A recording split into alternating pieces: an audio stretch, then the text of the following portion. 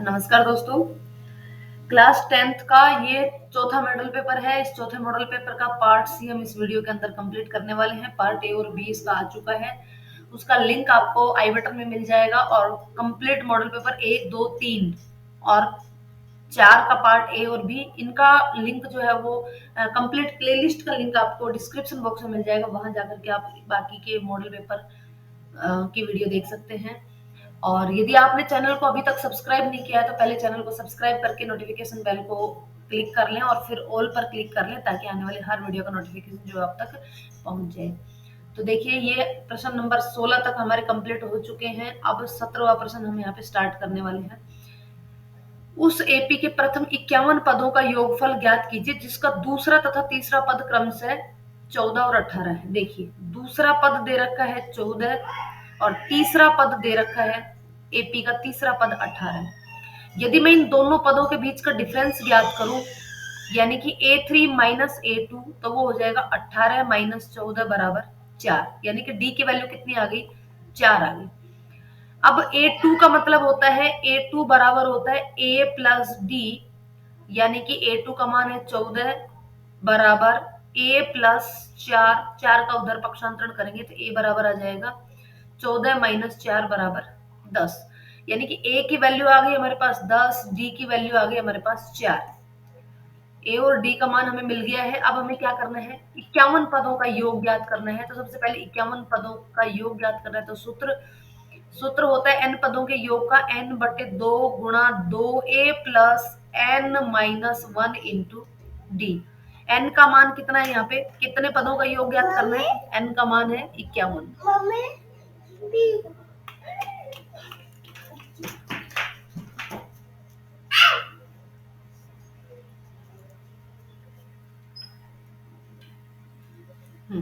अब देखिए, n की वैल्यू रख देते हैं हम यहाँ पे।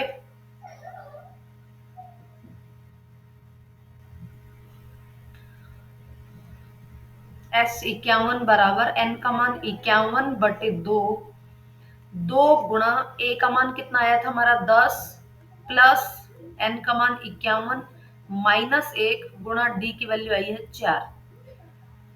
सोल्व करते हैं इसको। 51/2, 2 को 10 से गुणा करेंगे, 10 दूनी 20 प्लस 51 में से 1 घटाया 50 गुणा 4। 50 को 4 से गुणा करेंगे तो 200, 20 प्लस 200 यानी कि 220, 20 प्लस 200 यानी कि 51 गुणा 220/2। 2 से काटेंगे तो ये हो जाएगा 110। 110 का करेंगे 51 से गुणा तो ये 0, 11 एकम 11, हासिल 1, 11 पंच 55 और 1 56। तो ये हो जाएगा 51 पदों का योग। कितना हो जाएगा? 51 पदों का योग क्या हो जाएगा? 51 पदों का योग हो गया हमारा 5610। चलिए नेक्स्ट प्रश्न पर चलते हैं।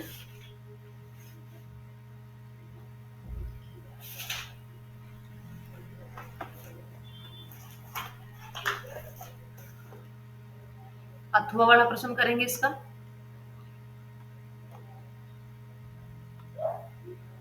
हाँ, चलिए। अथवा का प्रश्न है इसमें, यदि एपी के प्रथम 7 पदों का योगफल 49 है और प्रथम 17 पदों का योगफल 289 है, तो इनमें n पदों का योगफल ज्ञात करने का सूत्र लिखना है। यानी कि n पदों का योगफल ज्ञात करना है।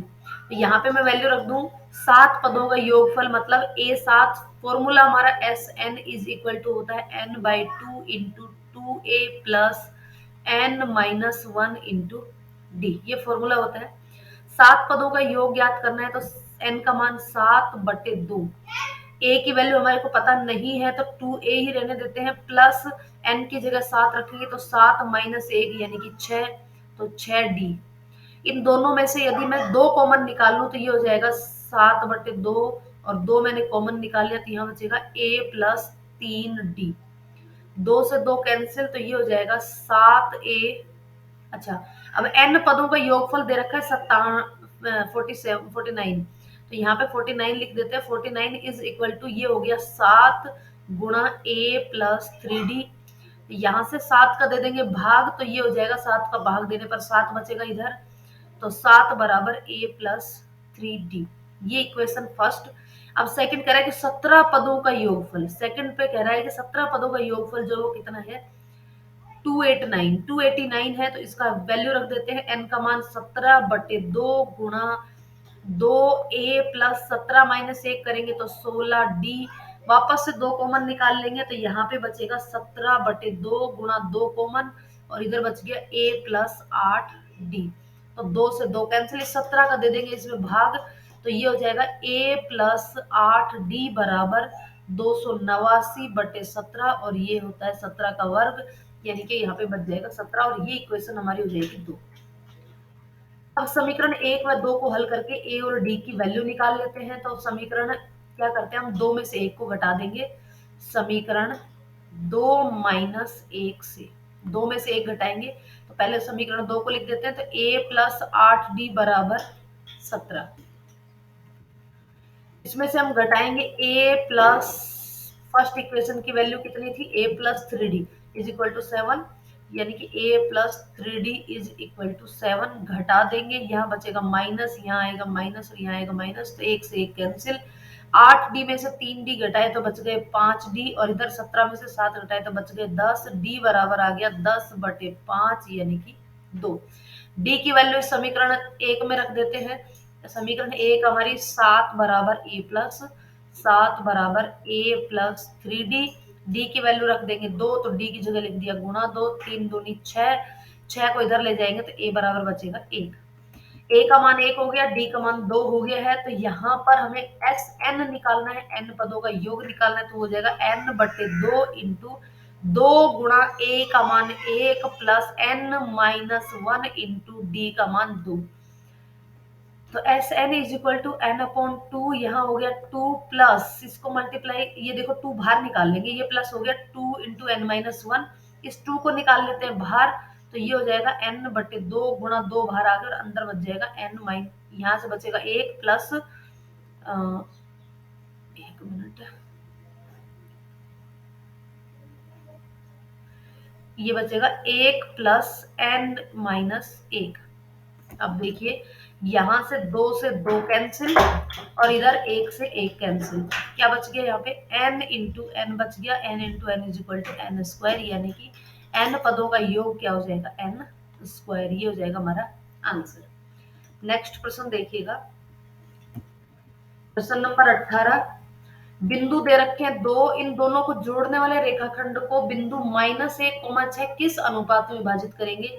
इस तरीके से एक लाइन दे रखी है, ये लाइन है -3,10, और ये लाइन है 6,-8, और इसको जोड़ने वाला रेखाखंड एक बिंदु दे रखा है -1,6।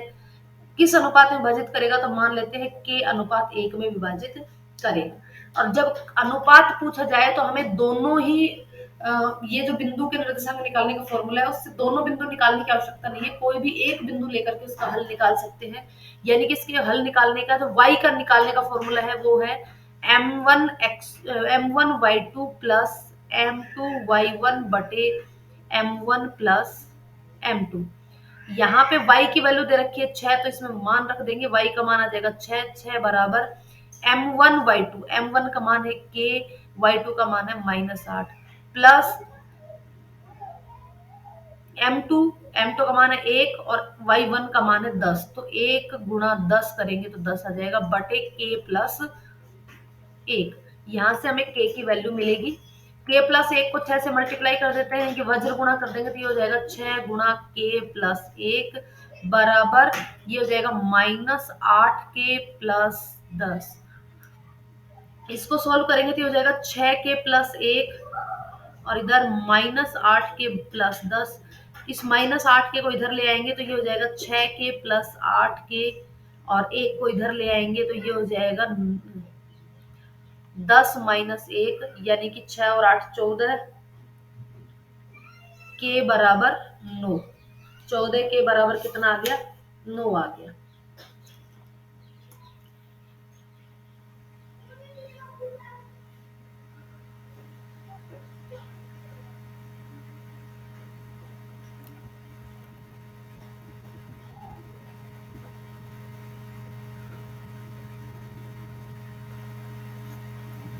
3 10 ही नहीं,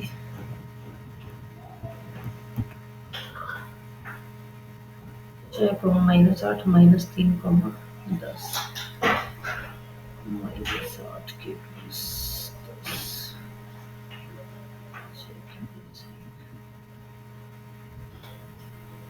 सॉरी, यहाँ पे गलती कर दी हमने, देखिए 6 के प्लस 6 गुणा 1, यहाँ 6 आएगा और ये इधर आ जाएगा माइनस के 6 और यहाँ बच जाएगा 4। तो के बराबर आ जाएगा 4/14 यानी कि 2/7। अतः जो अनुपात रहेगा, जो अनुपात हमको निकालना है वो अनुपात होगा k/1 यानी कि 2/7। किस अनुपात में ये होगा हमारा अभिष्ट अनुपात, यानी कि दिया गया बिंदु इस रेखाखंड को किस अनुपात में विभाजित करेगा, 2/7 के अनुपात में विभाजित करेगा। अब चलिए इसका अथवा वाला प्रश्न कर लेते हैं। सबसे पहले इसको हम हटा देंगे, कंप्लीट हटा देते हैं। अब देखिए नेक्स्ट प्रश्न है, 4 बिंदु दे रखे हैं और कहा गया है कि इसी क्रम में लेने पर एक समांतर चतुर्भुज के शीर्ष में, किसके शीर्ष दे रखे हैं, समांतर चतुर्भुज के। देखिए कुछ इस तरीके से चित्र बना दे अगर हम इसका,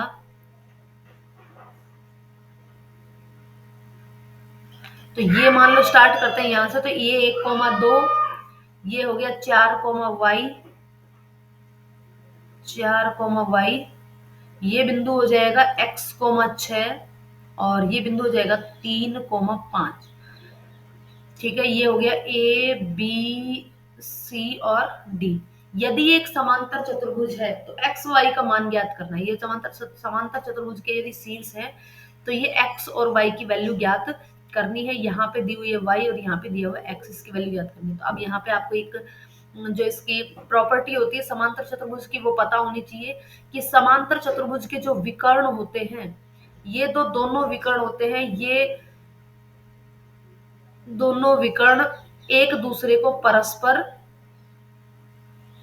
दो समान भागों में बांटते हैं, यानी कि परस्पर समद्विभाजित करते हैं। इसका मतलब यदि मैं इस विकर्ण AC का मध्य बिंदु निकालूं और BD का मध्य बिंदु निकालूं तो वो सेम होंगे। तो सबसे पहले हम निकालते हैं AC का मध्य बिंदु। मान लिया कि वो मध्य बिंदु क्या है, E है, तो AC से मध्य बिंदु से E के निर्देशांक निकालेंगे। सूत्र होता है x1 प्लस x2 बटे 2 y1 प्लस y2 बटे 2। तो यहां से हम निकालते हैं E के कोऑर्डिनेट, क्या हो जाएंगे देखिए A और C का, ये A है और ये C, तो यहां से x1 का मान है 1 प्लस x2 का मान है x बटे 2 6 प्लस 2 यानी कि 2 प्लस 6 बटे 2। यहाँ से अगर हम देखें तो कोऑर्डिनेट हमारा जाएंगे, यहाँ तो मिलेगा x प्लस 1 बटे 2 और इधर मिलेगा 8 बटे 2 यानी कि 4। इसी प्रकार से हम बी डी का मध्य बिंदु का फॉर्मूला, बी डी का मध्य बिंदु निकालें। बी डी का मध्य बिंदु वही होगा ई ही, तो उसके निर्देशांक क्या निकल के आएंगे, ई के कोऑर्डिनेट निकालेंगे बी और डी। बी की वैल्यू है यहाँ पे 4, x1 प्लस x2 4 प्लस 3 बटे 2 y प्लस 5 बटे 2। अब यहां से अगर हम देखें तो ये हो जाएगा हमारा 7 बटे 2। ई के कोऑर्डिनेट यहाँ पे, ई के कोऑर्डिनेट हो जाएंगे हमारे 7 बटे 2 y प्लस 5 बटे 2। अब ये दोनों को तुलना कर दें तो देखो पहले हम लिखेंगे x वाले की तुलना करेंगे तो x प्लस, दोनों समीकरण दोनों बिंदु एक ही हैं, तो तुलना करने पर पहला बिंदु है 1 प्लस एक्स बटे 2 और ये किसके बराबर है 7 बटे 2 के, तो 2 से 2 कैंसिल, x बराबर क्या मिलेगा हमको यहाँ पे, 1 का इधर पक्षांतरण करेंगे तो 7 माइनस 1 बराबर 6। y के कोऑर्डिनेट की तुलना करें, तो यहाँ से है y प्लस 5 बटे 2 किसके बराबर है 4 के बराबर। 4 का इधर गुणा कर देते हो जाएगा y प्लस 5 बराबर 4 दूनी 8, 5 को घटा देंगे तो y बराबर मिल जाएगा हमको 8 माइनस 5 यानी कि y बराबर 3। तो यहाँ पे हमें x और y की वैल्यू मिल गई। x बराबर तो क्या मिल गया, देखिए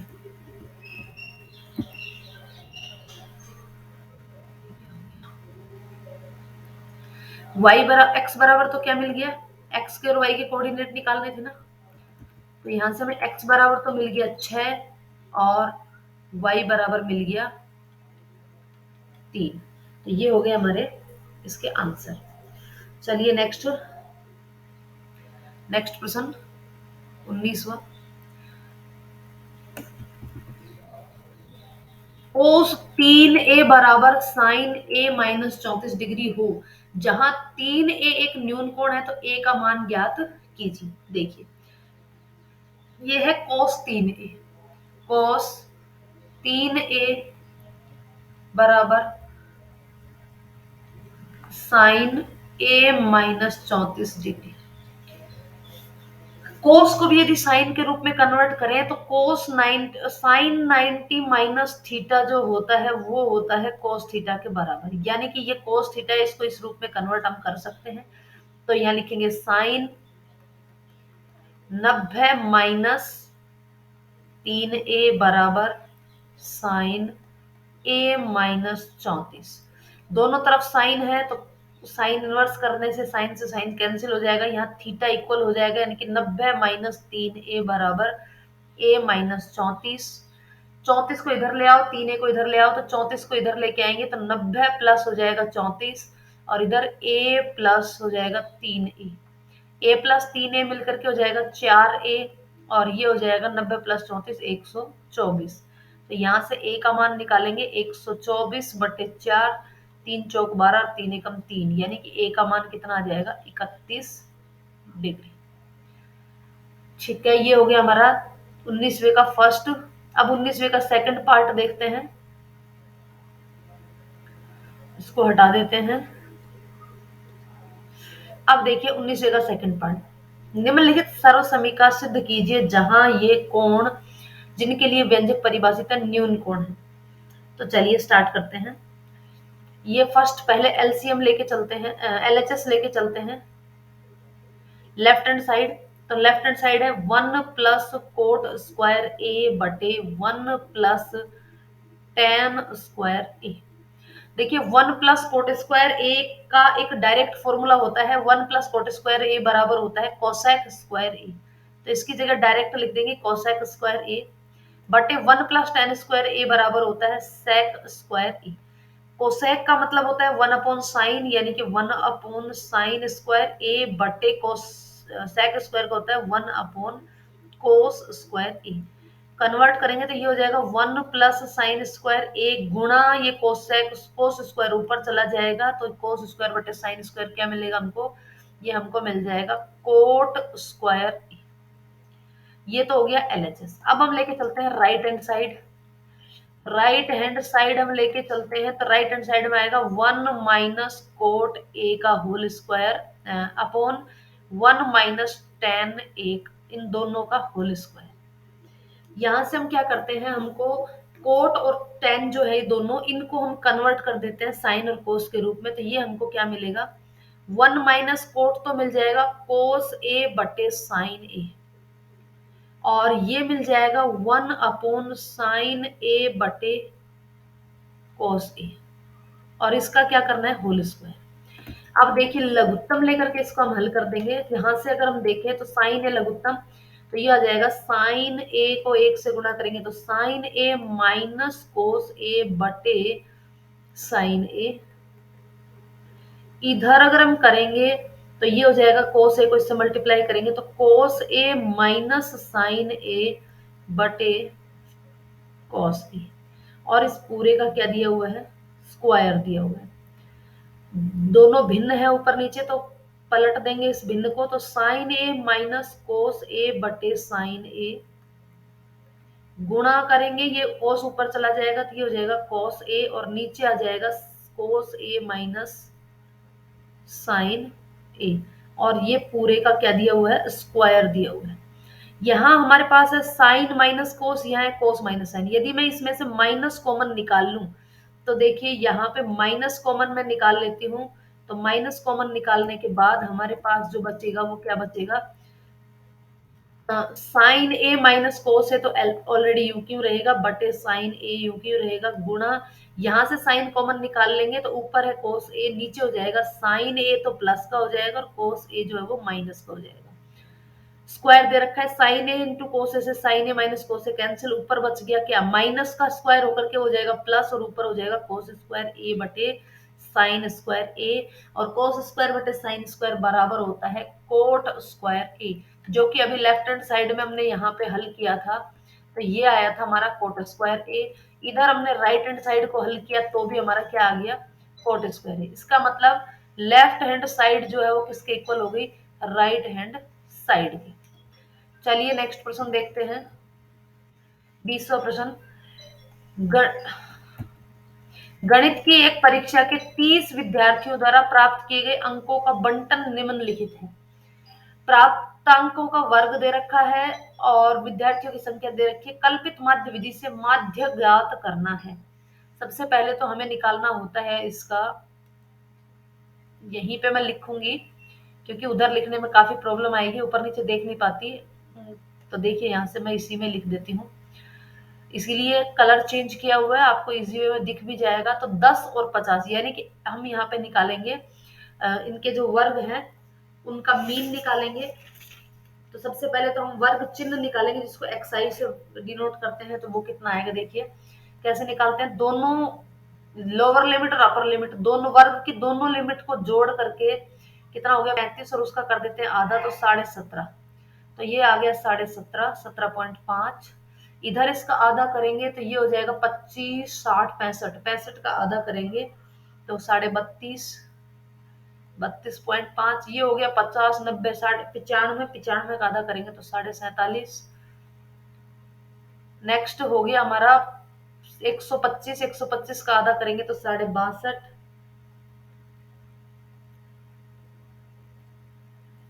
ये हो गया 155 और 155 का आधा करेंगे तो 77.5, और 185 का आधा करेंगे तो 92.5।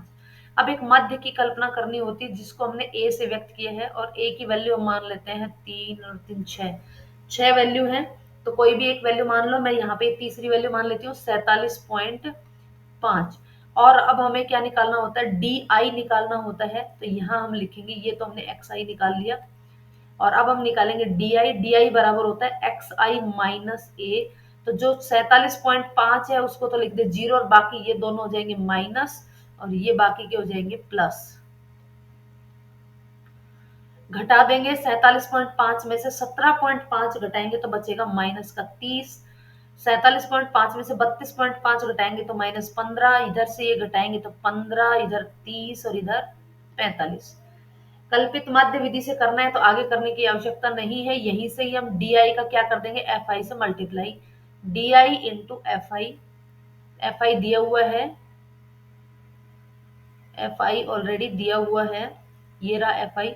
तो 2 को -30 से गुणा करेंगे, 2 तिया 6, 60, 3 को 15 ती 45, 7 को 0 से करेंगे 0, 6 को 15 से करेंगे 15 6 की 90, 6 को 30 से करेंगे 6 ती 18, 180, 45 को 6 से करेंगे तो ये हो जाएगा 0, 6 पंजो 30, हासिल 3, 6 चौक 24 और 3 27। अब प्लस प्लस को यदि हम ऐड करते हैं 15 6 की 90, ये 90 है, प्लस प्लस वालों को ऐड करते हैं तो ये हो गया 227 प्लस 27, यानी कि टोटल हो जाएगा ये 7 दूनी 14, 540, और इधर अगर हम देखें तो ये हो जाएगा 105। यदि हम घटाएंगे तो ये बच जाएगा 435 प्लस के 435। अब देखिए फॉर्मूला लिख देते हैं हम यहाँ पे,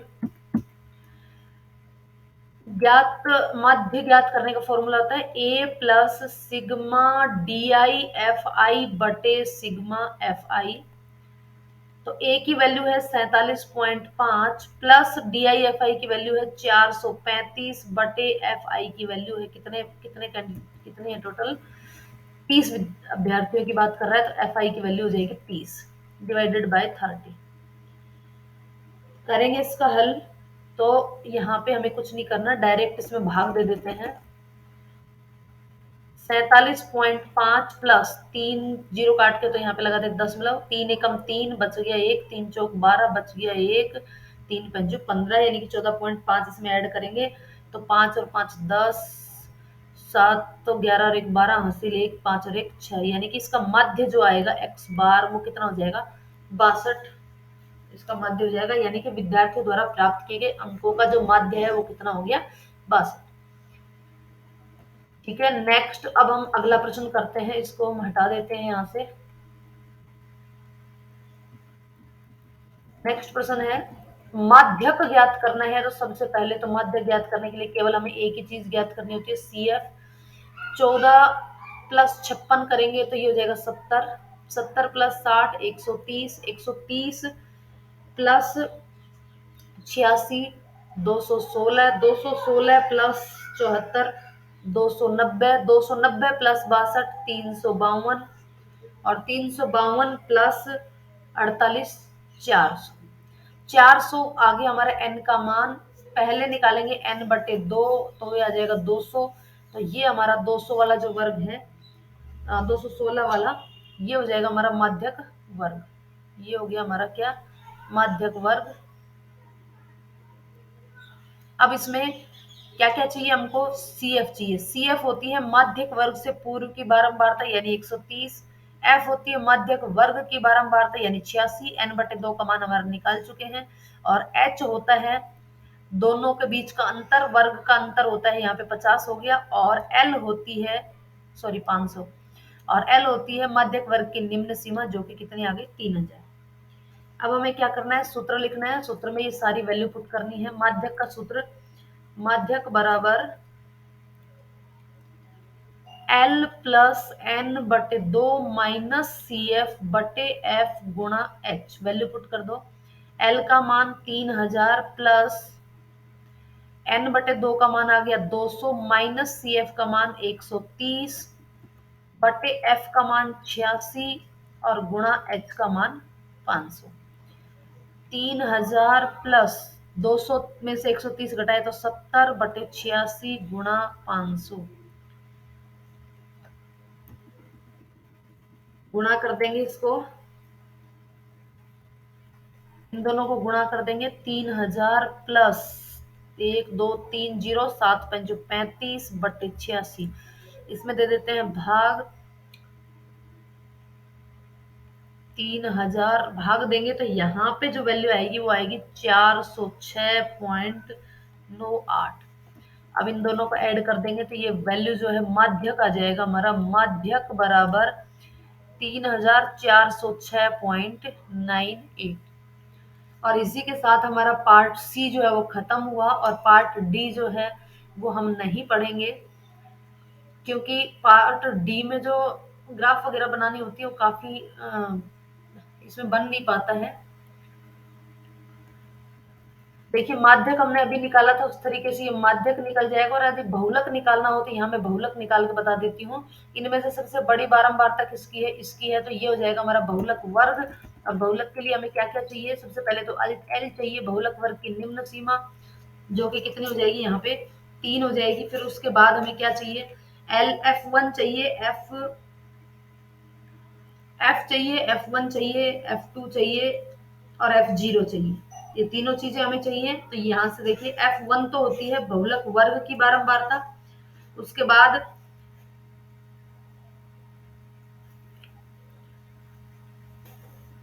ये हो गई हमारी बहुलक वर्ग की बारंबारता F1, इससे पहले वाली बारंबारता F0 और इसके बाद वाली F2। और इन दोनों का अंतर जो होता है वो होता है H, यानी कि 2 हो गया। F1 बराबर हो गया 8, F0 बराबर हो गया 7 और F2 बराबर हो गया 2। बहुलक का सूत्र लिख देंगे और सारी वैल्यू पुट कर देंगे। बहुलक बराबर L plus F1 minus F0 upon 2 F1 minus F0 minus F2 into H. Value रख देते हैं। एल का मान है कितना 3 प्लस F1 का मान 8 माइनस F0 का मान 7 बटे 2 गुणा 8 माइनस 7 माइनस F2 का मान 7 गुणा H का मान 2। ये कितना आ जाएगा 3 प्लस 7 में से 8 में 7 गए 1, 8 दूनी 16, 16 में से 9 गए तो बच गए 7 और गुणा 2, यानी कि यहाँ पे हमको मिल जाएगा 3 प्लस 2/7 और 2/7 करेंगे तो ये हमको मिलेगा 0.2 7 दूनी 14, बच गए 6, 7 8 56, बच गए 4, 7 5 35। यानी कि आंसर जो है हमारा बहुलक जो है वो आ जाएगा 3.285। ये हमारा हो जाएगा आंसर। चलिए नेक्स्ट वीडियो में आपको मॉडल पेपर 5 मिलेगा। ठीक है, आज की वीडियो यहीं खत्म करते हैं। धन्यवाद वीडियो को अंत तक देखने के लिए।